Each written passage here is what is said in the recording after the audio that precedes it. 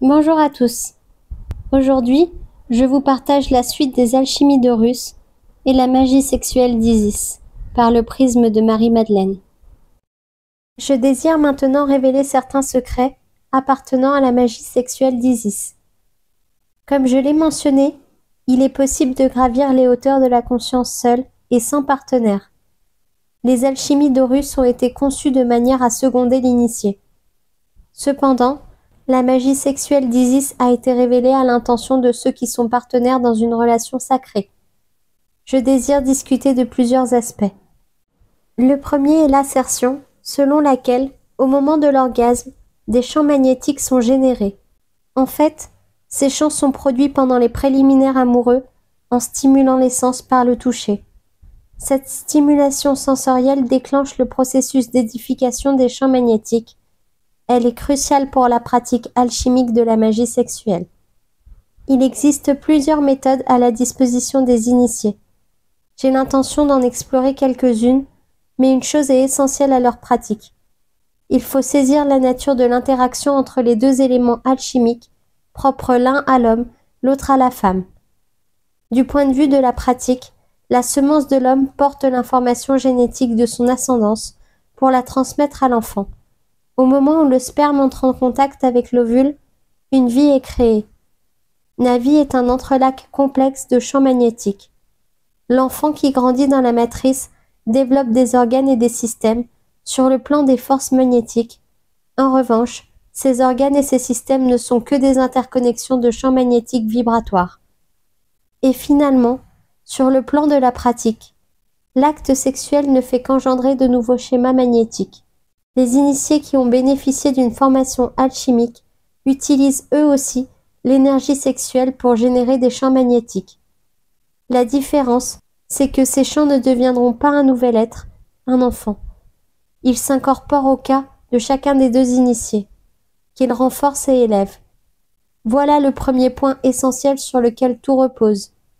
Dans ce système au sujet duquel Yeshua et moi avons reçu la formation, la tâche de l'initié est de consolider le cas jusqu'à ce qu'il se déploie au-delà de la forme physique, le kat. Le deuxième point à saisir concerne le diapason émotionnel de l'initié, car sa réceptivité dépend de son état émotionnel. C'est dans sa nature et il faut en tenir compte si l'on veut que les techniques fonctionnent.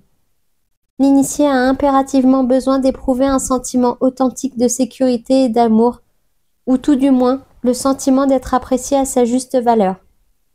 S'ils sont présents, quelque chose se libère dans son être qui permet à l'alchimie d'opérer.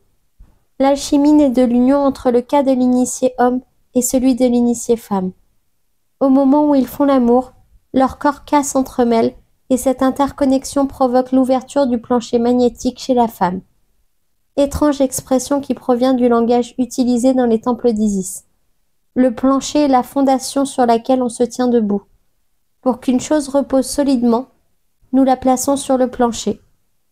Voilà pourquoi le mot plancher était utilisé communément dans les temples pour désigner l'assise fondamentale que l'on cherche à obtenir, tandis que les deux initiés continuent à faire l'amour et que la passion de leur coalescence augmente, de puissantes substances chimiques sont libérées dans le cerveau et dans le corps. Ces substances transportent les initiés dans un espace étranger à celui de leur être normal, espace qui ouvre les champs magnétiques et génère une augmentation d'intensité magnétique. Les deux possibilités se présentent à l'initié au moment de l'orgasme. Il peut éjaculer ou conserver sa semence. S'il éjacule et si les autres conditions sont remplies, il se produit instantanément une réaction dans la matrice de l'initié. Au moment où l'essence énergétique du sperme gicle sur les parois du sanctuaire intérieur, survient alors une explosion d'énergie magnétique. Des univers à l'intérieur d'autres univers qui tourbillonnent tous. Et dans la mesure où les deux initiés sont d'un même niveau élevé, la puissance magnétique que dégage un tel contact entre les fluides sexuels est prodigieuse.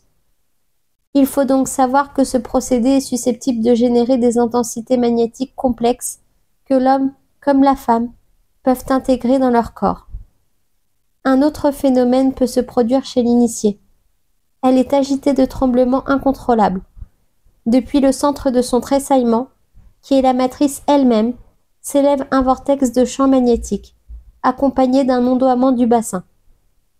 Cette action crée elle aussi des champs magnétiques complexes que les initiés, hommes et femmes, peuvent intégrer dans leur corps K. Voilà l'enseignement de base. Les initiés peuvent faire en sorte que les pouvoirs serpentins montent à l'intérieur de l'épine dorsale pendant l'acte sexuel et que, là où les deux serpents se croisent, ils magnétisent le chakra correspondant et ses propriétés et pouvoirs. Je ne suis pas autorisée à en dévoiler davantage à ce stade, car la réalisation de ces pratiques est susceptible d'augmenter considérablement les pouvoirs. Je m'en remets au lecteur pour qu'il lise entre les lignes. Si vous êtes prêt pour cette pratique, vous saurez comment on s'y consacre. Dans la formation des deux écoles, la magie sexuelle d'Isis et les alchimies d'Horus, les initiés étaient entraînés aux exercices de base des deux serpents. Au cours de cette pratique, l'initié solitaire génère de l'énergie par le pouvoir de Ra, à savoir le feu interne, en vue de produire une élévation de conscience, c'est-à-dire d'éveiller des champs magnétiques complexes à l'intérieur du corps physique et de les amener ensuite dans son corps K. Je souhaite partager cette méthode. C'est la pratique de base, aussi bien pour ceux qui préfèrent travailler en solitaire que pour ceux qui veulent s'y exercer avec un partenaire. La pratique fondamentale exige que l'initié s'asseye le dos droit, en respirant calmement et d'une manière cadencée. L'initié prend conscience de la base de son épine dorsale et au rythme de sa respiration, il fait monter le serpent noir du côté gauche et le serpent doré du côté droit le long de l'épine dorsale. À mesure que les deux serpents pénètrent successivement les chakras, ils s'entrecroisent pour monter jusqu'au coronal. Dans cette pratique, les deux serpents sont amenés jusqu'au centre de la tête, dans la région de la glande pinéale. En utilisant le pouvoir de la respiration, l'initié envoie alors l'énergie de l'inspiration dans les serpents, puis il fait pénétrer l'énergie de l'expiration plus profondément encore dans les corps serpentins, leur insufflant la vie en quelque sorte. À la longue, ils se contorsionnent, ils bougeront par le pouvoir du souffle et de l'intention. À ce stade, il faut imaginer une coupe reposant à l'intérieur de la tête. Les deux serpents se font face sur le pourtour et la glande pinéale se trouve au fond de la coupe. La phase suivante consiste à attirer l'énergie du Ra vers le haut. L'initié imagine une boule de feu vivante, semblable au soleil, au plexus solaire, et à chaque expiration, il répète en silence le son Ra. Ceci a pour effet d'activer la lumière ou le feu du Ra interne qui, spontanément, se met alors à s'élever. Au cours de leur ascension, cette lumière et cette chaleur passent par le centre du calice, entre les deux serpents, jusqu'au coronal. À partir de là, un phénomène absolument remarquable se produit. Du côté gauche du coronal, une énergie de nature liquide se met à descendre. Elle est dite goutte serpentine rouge. Du côté droit du coronal, une autre énergie fluide se déverse dans le calice. Ce sont les gouttes serpentines blanches. La chaleur et la lumière du Ra interne déclenchent la sécrétion de ces substances par le coronal. Les gouttes serpentines rouges sont liées à la mère biologique de l'initié. Les gouttes serpentines blanches, elles, proviennent du père de l'initié. Plusieurs choses sont possibles au moment où les deux se mélangent. Il peut y avoir la sensation d'un goût très doux à l'arrière de la gorge. C'est ce que les yogis et les yoginis nomment Amrita. Le culte d'Isis y réfère toutefois par les eaux de source, puisqu'elles semblent venir d'une source à l'intérieur de la tête. C'est parfois la première démonstration, et si l'initié se concentre sur les eaux de source, il ressentira alors une sorte d'extase. Parfois, l'initié pressentira de la lumière dans sa tête. S'il se concentre sur cette lumière, là aussi une félicité survient. Lorsque les gouttes serpentines rouges et blanches se mélangent, l'extase survient quelquefois spontanément. Cette extase, quelle qu'en soit la cause, est cruciale dans cette alchimie, car elle nourrit le corps K. La félicité ainsi produite a tendance à demeurer dans les centres supérieurs, puisque c'est là qu'elle prend naissance dans cette approche. Mais dans la méthode en question, lorsque l'extase surgit, pour la première fois, l'initié doit rapporter son attention à l'ensemble de son corps K. Ainsi, le ravissement envahit son corps physique, le Kat, pour s'absorber ensuite dans le Ka et lui apporter force et vitalité. Voilà la pratique de base fondamentale. Chez ceux qui ont un partenaire pour pratiquer la magie sexuelle d'Isis, l'état extatique est spontané. Chez ceux qui ont une pratique solitaire, il faut qu'ils le génèrent eux-mêmes. Dans les deux cas néanmoins, l'initié doit prendre conscience de son Ka pendant les moments d'extase, de façon à ce que le Ka bénéficie des sublimes champs magnétiques qu'engendre une telle béatitude. Dans la pratique de la magie sexuelle d'Isis, c'est l'initié qui fait face aux défis les plus imposants, car au premier abord, cette méthode exige qu'il aille contre sa propre nature. Essentiellement, sur le plan alchimique, l'homme est électrique, tandis que la femme, elle, est magnétique. L'électricité a pour propriété d'être en mouvement et d'agir. Le caractère du magnétisme, lui, est de se lever et d'enlacer. La pratique alchimique vise à consolider le Ka en incorporant des champs magnétiques libérés par l'acte sexuel. Immédiatement après l'orgasme, les champs magnétiques générés par l'initié commencent à décélérer, tant en restant en mouvement et en continuant à circuler. C'est l'occasion de se reposer et de se lever dans le nid des magnétismes, mais par nature, les hommes ont tendance soit à se lever pour faire autre chose, soit à s'endormir. L'initié mâle doit donc s'entraîner à se reposer dans ce nid, afin de permettre au magnétisme engendré de s'élever en spirale dans son Ka et dans son corps. C'est contraire à ce qui se passe d'habitude, car chez l'homme, l'orgasme est confiné à la zone pelvienne et il ne se diffuse que dans certains cas. Chez l'initié, particulièrement celle qui a su s'abandonner à l'expérience, l'orgasme se propage dans le corps tout entier et fluctue entre différents niveaux d'intensité pendant plusieurs heures. Certains initiés masculins pourraient s'inquiéter du fait qu'en modifiant leur tendance naturelle et en se reposant au nid, ils perdent de leur masculinité, mais je peux leur rassurer qu'il n'en est rien. Car ce qui se passe véritablement lorsqu'un initié se love dans les magnétismes, c'est que son énergie sexuelle devient plus puissante. L'une des tâches de l'initié consiste à devenir réceptif à de nouveaux degrés de sensation, de façon à pouvoir incorporer les champs magnétiques libérés par le sexe dans son propre corps et dans son Ka.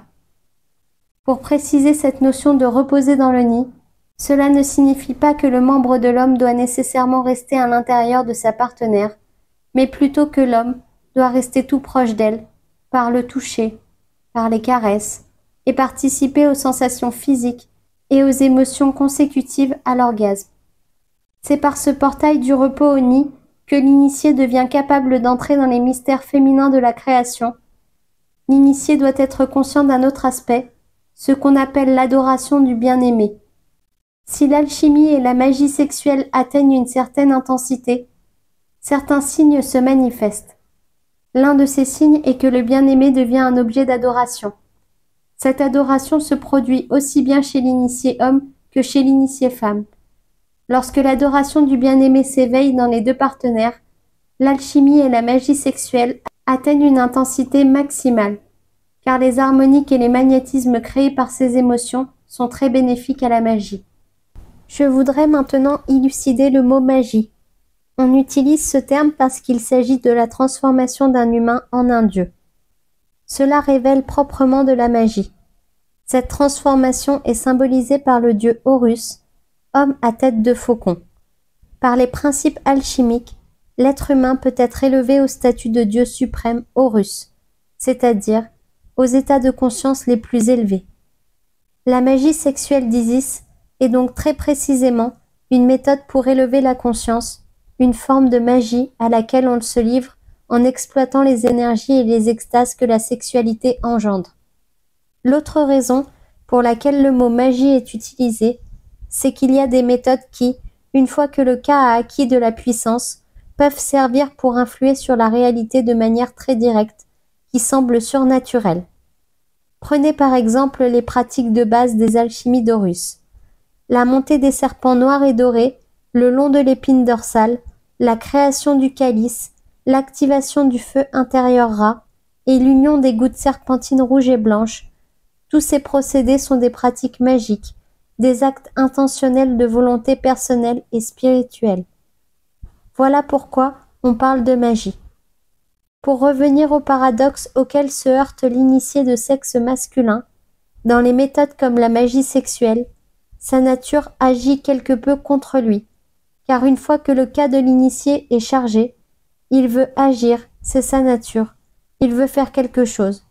Pourtant, s'il arrive à se discipliner et à s'habituer à rester allongé auprès de sa bien-aimée, s'il peut accepter de reposer dans le nid avec elle et se lever dans les riches magnétismes engendrés par leur amour et leur sexe, il pourra insuffler à son cas une puissance accrue.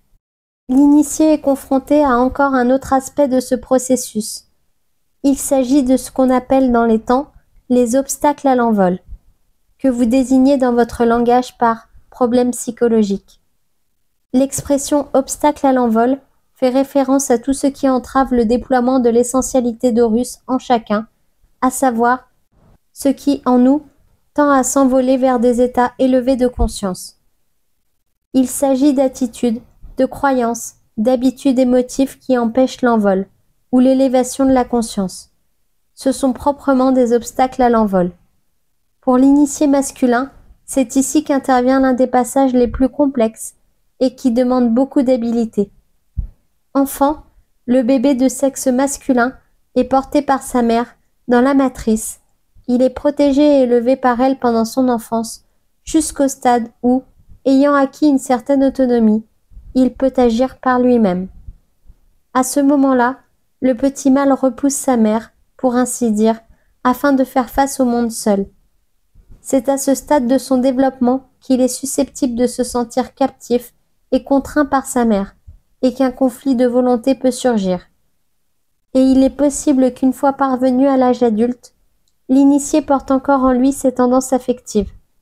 Si tel est le cas, il lui sera difficile de se reposer et de se lever dans les champs magnétiques, du fait que, sur le plan psychologique, cela revient à se soumettre au féminin. Si l'initié a connu des problèmes avec sa mère dans son enfance, il rejouera peut-être le scénario conscient ou inconsciemment avec sa partenaire. Il est important que les deux initiés qui entreprennent l'apprentissage de la magie sexuelle d'Isis comprennent clairement que le voyage sera long et que le processus est un processus alchimique. Le but de l'alchimie est de transformer une substance en une autre. Elle y parvient en consumant les impuretés ou la négativité d'une substance, de sorte que seule demeure ou soit créée la substance pure. Dans le processus de la magie sexuelle d'Isis, les substances transformées sont les fluides sexuels, les hormones, les neurotransmetteurs, ainsi que d'autres substances que votre science n'a pas encore découvertes. Néanmoins, elle implique aussi une transformation psychologique personnelle. Essentiellement, la magie sexuelle d'Isis intensifie le processus alchimique. La température augmente, pourrait-on dire, les impuretés viennent à la surface, ce qui a besoin d'être purifié devient douloureusement évident. Si l'on ne comprend pas que c'est là une conséquence du processus alchimique, on sera perturbé par l'apparition de difficultés psychologiques. En vérité, elles en sont le résultat, car la pression interne, découlant de l'intense alchimie générée par la magie sexuelle d'Isis, incite le cas à se purifier et à expulser hors de lui toutes les impuretés pour faire disparaître les obstacles à l'envol. Chez ceux qui pratiquent seuls, sans partenaire, les alchimies d'Horus entraînent aussi une pression interne et l'expulsion d'impuretés, mais la tâche s'avère plus ardue dans la mesure où l'énergie requise provient uniquement des efforts propres de l'individu, et il ne peut profiter du reflet provenant d'un partenaire. Quoi qu'il en soit, il est possible d'y parvenir. Telles sont donc les connaissances requises en vue de la pratique de la magie sexuelle d'Isis. Au cours des pages précédentes, je vous ai révélé les secrets des âges, les secrets les mieux gardés dans les temples d'Isis. La compréhension de ces méthodes était réservée aux disciples les plus avancés. Qu'on emprunte en solitaire le chemin des alchimies d'Horus, ou qu'on emprunte celui de la relation sacrée dans la magie sexuelle d'Isis, on s'engage sur la route de la divinité. La clé du voyage, c'est la consolidation du cas, grâce aux états de conscience extatiques. Peu importe qu'il soit autogénéré ou engendré par l'extase sexuelle, le cas sera rassasié et exalté en puissance par les états extatiques, peu importe leur source. Au contraire, La honte est un poison pour le Korka, un élément toxique qui atténue sa vitalité et sa puissance. En tant qu'initié d'Isis, il m'apparaît comme une tragédie que l'Église ait fait porter le blâme et la honte aux femmes et aux hommes en raison de leur nature d'être sexués, et qu'elle ait barré la voie à l'un des sentiers les plus directs vers la réalisation de Dieu. Quoi que vous fassiez sur ce sentier, mon conseil est de vous libérer de toute honte. Fouillez les catacombes de votre mental et de votre cœur. Cherchez dans les coins les plus sombres de vous-même où se terre cette honte et faites-la disparaître. Emparez-vous de chaque occasion de faire naître l'extase, car elle déploie et augmente la puissance du cas. Puissent les obstacles à votre envol être rares et les bénédictions abonder. Je veux maintenant me pencher sur divers points de la pratique alchimique et de la magie sexuelle que j'examine en vrac. L'initié doit impérativement comprendre que ce sont les champs magnétiques, d'abord générés par le toucher et les caresses prodiguées à l'initié, sa bien-aimée, qui déclenchent le vortex de champs magnétiques culminant dans l'intensité de l'orgasme. Il est important que l'initié s'entraîne à se lever dans ces champs magnétiques. Il est capital que les deux partenaires fixent leur attention sur le cas pendant les états extatiques de conscience générés quand ils font l'amour, car cela renforce le cas et lui confère de la puissance. Ce fut indispensable dans le type d'alchimie que Yeshua et moi avons accompli ensemble. Au moment de l'orgasme physique, l'irruption magnétique a tendance à s'échapper, soit vers le haut par le sommet de la tête, soit vers le bas au travers de la plante des pieds. Dans l'un ou l'autre de ces cas, le champ magnétique sort du corps et se dissipe. Il est important pendant l'orgasme de contenir cette irruption magnétique. Idéalement, l'initié devrait tourner son attention vers les centres supérieurs du cerveau, vers le coronal, ce qui aurait pour effet de faire surgir l'orgasme dans la tête et de diffuser son énergie dans le cerveau même et dans le cas.